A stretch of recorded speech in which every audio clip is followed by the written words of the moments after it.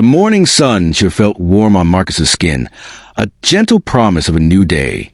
Instead, as he stepped out onto his own front porch, a cold dread washed over him. Something was profoundly wrong. The air felt different, lighter, exposed. And then he saw it. Or rather, he saw nothing where something beautiful had once been. Gone. His beautiful, lush laurel hedges, the verdant wall of privacy he had so meticulously cultivated for years, were simply gone. All that remained were raw, weeping stumps and a carpet with chips and torn leaves scattered across his lawn like confetti at a funeral. The air, once sweet with the scent of leaves, now smelled only of freshly cut sap in violation. Marcus had planted every one of those shrubs himself. He remembered the ache in his back from digging the holes, the careful tamping of soil around each root ball. He could recall the rhythm of his weekend routine. The gentle hiss of the hose as he watered them, the satisfying snip-snip of the shears as he shaped them into a perfect, elegant green wall.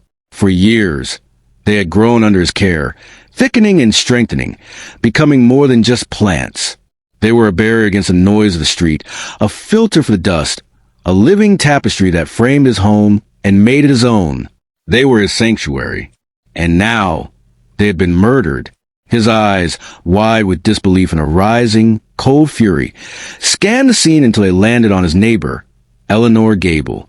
She stood on the edge of his property, arms crossed, a look of smug satisfaction etched on her face. Eleanor wasn't just any neighbor.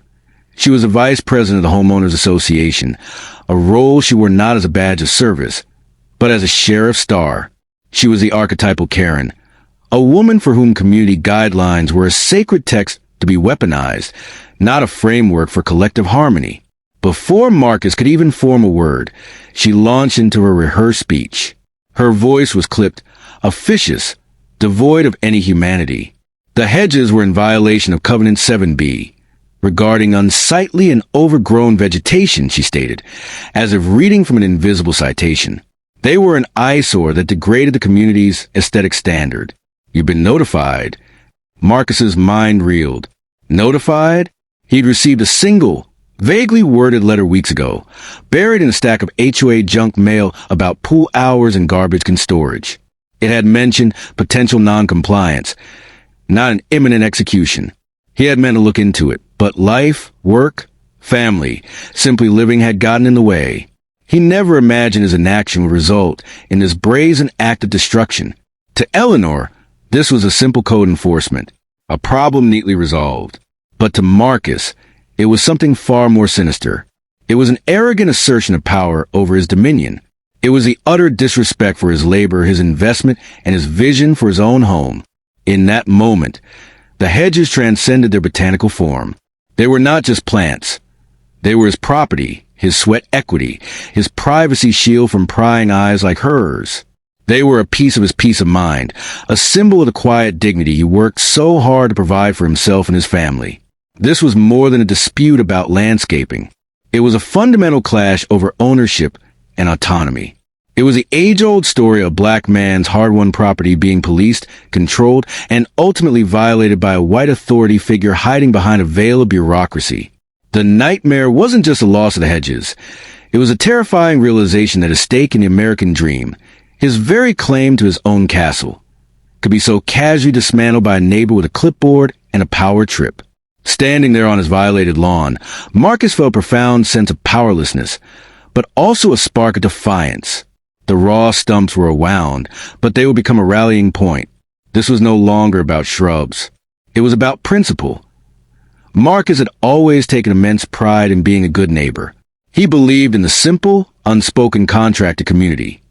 Maintain your property, offer a friendly wave, and respect the shared space. His lawn was always meticulously mowed in crisp, diagonal lines.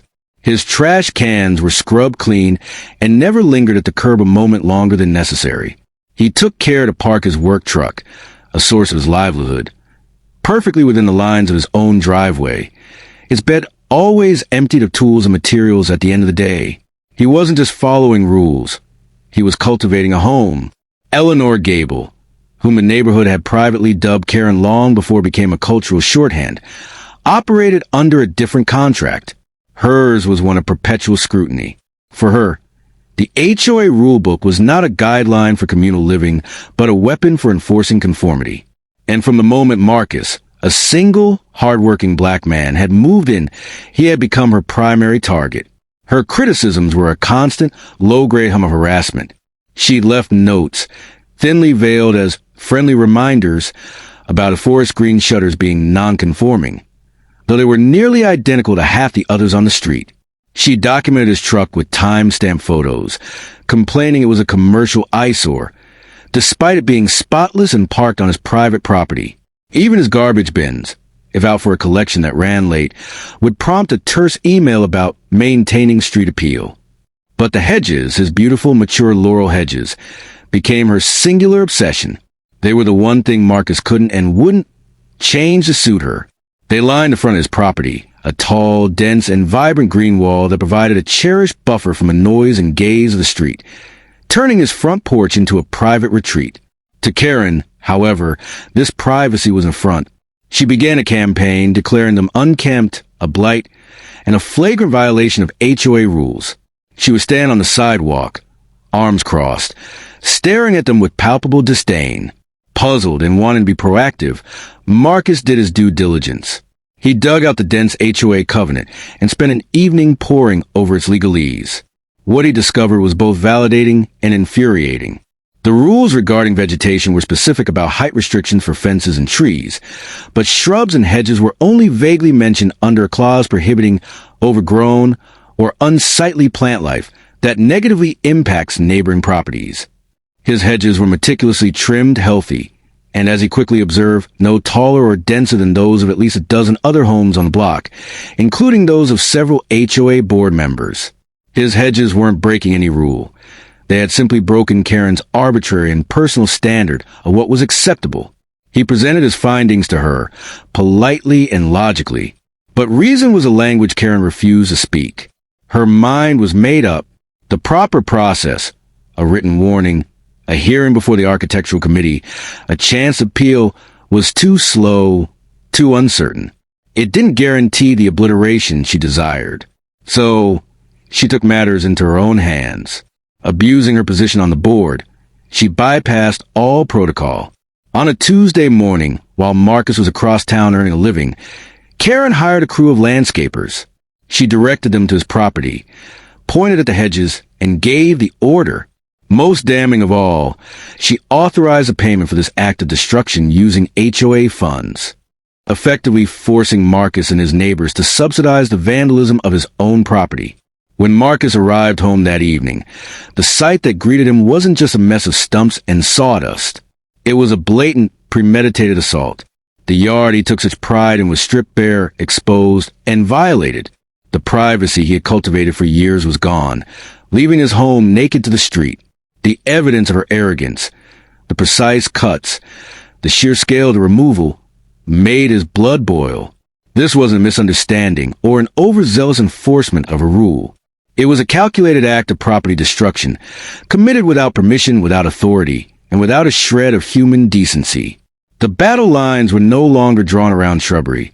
They were drawn around justice. Marcus, a man who built his life on patience and principle, initially chose a high road. He believed in systems.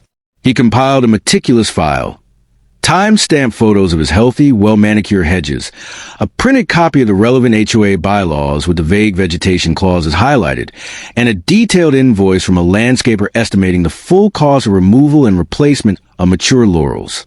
With a calm demeanor he did not feel, he attended the next HOA meeting and formally filed a complaint. He spoke clearly, outlining the facts. The hedges were on his private property. They violated no specific rule, and their destruction was an unauthorized act of vandalism funded by the association. He requested a full reimbursement and a formal apology. The response was a masterclass in bureaucratic gaslighting. Eleanor Karen Gable didn't even flinch. A faint, condescending smirk played on her lips as she listened. When it was her turn to speak, she didn't address the specifics of the bylaws. Instead, she leaned into her favorite weapon, implied authority. She spoke in a tone of weary exasperation, as if dealing with a troublesome child who simply didn't understand how things worked. "The board!" she declared, her voice dripping with faux solemnity, has a responsibility to uphold community standards. We can't let individual interpretations of the rules lead to a decline in our property values. My action, while perhaps expedited, was taken to prevent a precedent of visual blight. She presented herself not as a vandal, but as a courageous enforcer, a lone guardian of the neighborhood's aesthetic purity. The other board members, a mix of those who were genuinely intimidated by her and those who simply didn't want to make waves, fell in line. They offered hollow sympathies to Marcus, but voted unanimously to reject his complaint, hiding behind the shield of board discretion. The message was clear. The rules weren't meant to be fair. They were meant to be wielded, and they would always be wielded against him. That was the moment Marcus's calm resolve solidified into cold, determined steel. The high road had led to a dead end guarded by hypocrisy. If playing nice within their system only resulted in his own humiliation, then he would stop playing their game altogether. He would play his own. A slow, deliberate smile replaced his look of frustration. If Karen didn't want his Hedges, fine. She had won that battle. But he was going to win the war for control over his own property in a way she could never touch. He decided he would make his yard so impeccably compliant, so utterly by the book, that it would become a permanent, gleaming monument to her overreach, a masterpiece of malicious compliance. His plan was beautiful in its simplicity and utterly ironclad. It was completely legal, funded entirely by his own money, and impossible to argue against without exposing the board's personal bias. He would give them exactly what they claimed they wanted, a pristine, uncluttered landscape that adhered to the highest possible standard of the HOA covenant. He hired a prestigious and expensive landscaping firm known for designing grounds for corporate offices and gated communities, the very epitome of the sterile, manicured aesthetic the HOA supposedly cherished. He didn't just want to replant. He wanted to transform. The old, unsightly organic hedges were gone. In their place, Marcus's new plan called for something far more permanent and imposing. He would install a magnificent 6-foot-tall privacy fence made of pristine white vinyl, a material explicitly permitted by the HOA rules. It would be straight, clean, and unassailable. And a narrow flower bed that ran along its outside base, on the very public sidewalk side where Karen could not miss it, he would plant a flawless, unwavering row of the most common, most regulation-friendly, and most brutally boring shrub in all of suburban America, dwarf Yupon holly. It was a plant chosen not for beauty, but for its symbolic perfection. It was short, tidy, required minimal maintenance, and was listed on the HOA's own approved plantings list. It was a horticultural equivalent of a blank stare. The fence would reclaim his privacy forever, and the holly would be a permanent, living reminder that her victory had been Pyrrhic. She had demanded conformity, and now she would get it, in its most elegant and isolating form. The smirk was about to be wiped from her face, replaced by the daily sight of her own petty tyranny, rendered in perfect white vinyl and impeccable evergreen leaves. The sound that woke the neighborhood wasn't the chirping of birds, but the deep rumble of diesel engines and the beeping of heavy machinery in reverse. Within weeks of the HOA's final dismissal, construction trucks rolled up and parked squarely in Marcus's driveway, a statement of intent in their own right. Workers in steel-toed boots began unloading materials with purposeful clatter.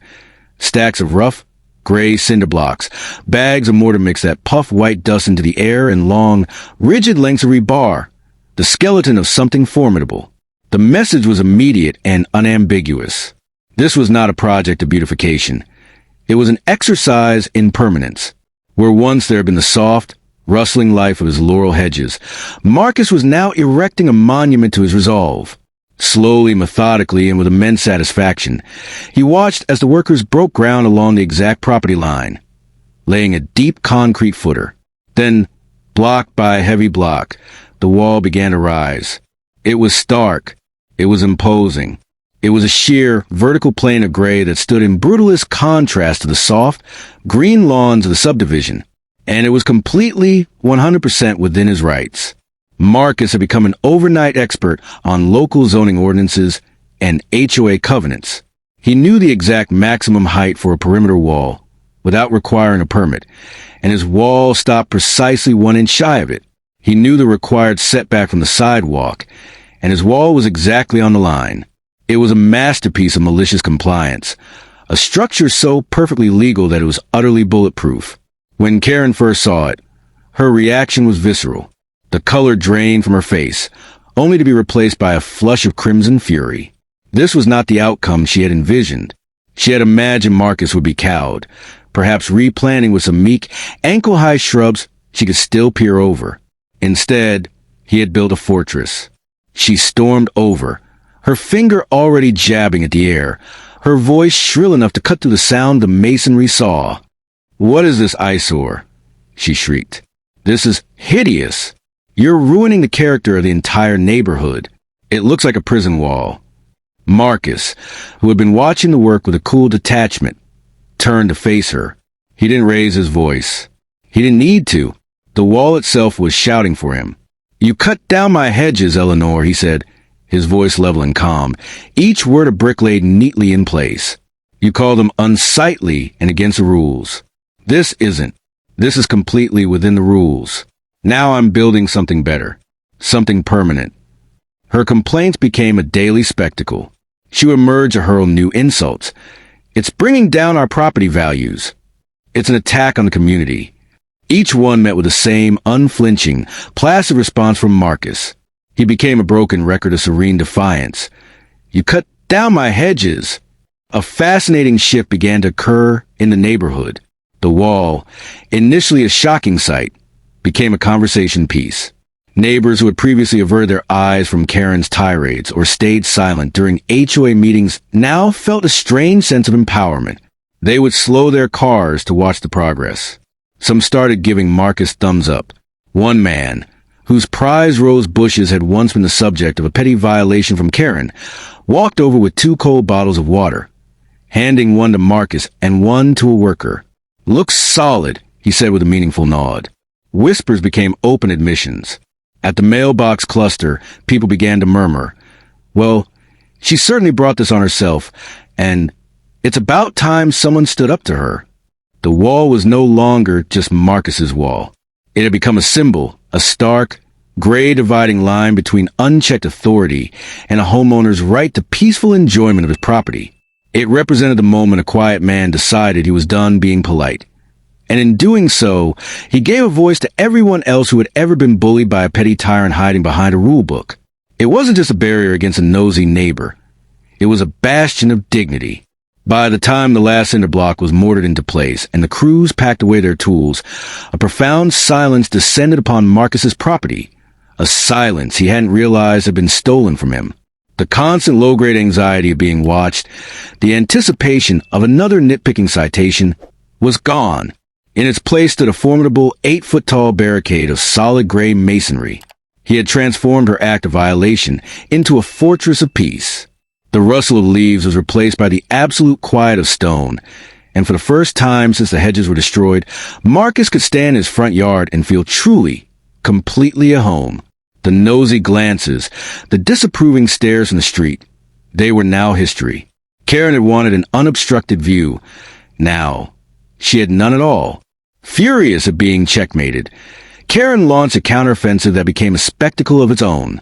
She stormed into the next HOA meeting, demanding the board take action against the blight and the hostile structure. But the board, once her compliant weapon, was now hesitant. Their own lawyer had reviewed Marcus's permits and the covenant and told them in no uncertain terms that they had no legal standing. A few board members, sensing the shifting winds of neighborhood opinion and fearing personal liability, even suggested she drop it. Undeterred, she escalated, placing frantic calls to the city's zoning office, only to be informed that the wall was perfectly permitted. She even threatened Marcus with a frivolous lawsuit, claiming emotional distress and loss of property value, a move that resulted in her receiving a stern cease and desist letter from a lawyer Marcus retained, a lawyer paid for with the money he'd saved by not replanting expensive mature hedges. Every one of her attacks crashed against the immovable object Marcus had built, both literally and legally. He had done what she always claimed to value. He had followed the rules to the letter. He had dotted every I, crossed every T, and in doing so, he constructed her prison. Her impotent rage was a quiet source of satisfaction for Marcus, but it was not his victory. His victory was the peace he now enjoyed. In the end, Karen was forced to accept her new reality.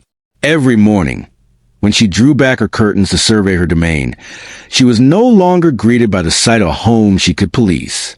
Instead, her window framed a vast, unadorned expanse of gray concrete block, a cold, monolithic reminder of her own arrogance and overreach. The wall was a silent, permanent judge of her actions. It didn't argue, it didn't flinch, it just was. It was a physical manifestation of the consequence she had never anticipated. For Marcus, the wall was so much more than a barrier. It was justice. It was the proof that he could not be bullied off his own land. It was a lesson learned from his father and his grandfather before him, that sometimes fighting fire with fire only leaves everyone burned. True strength lay in outsmarting your opponent, in using their own weapons against them.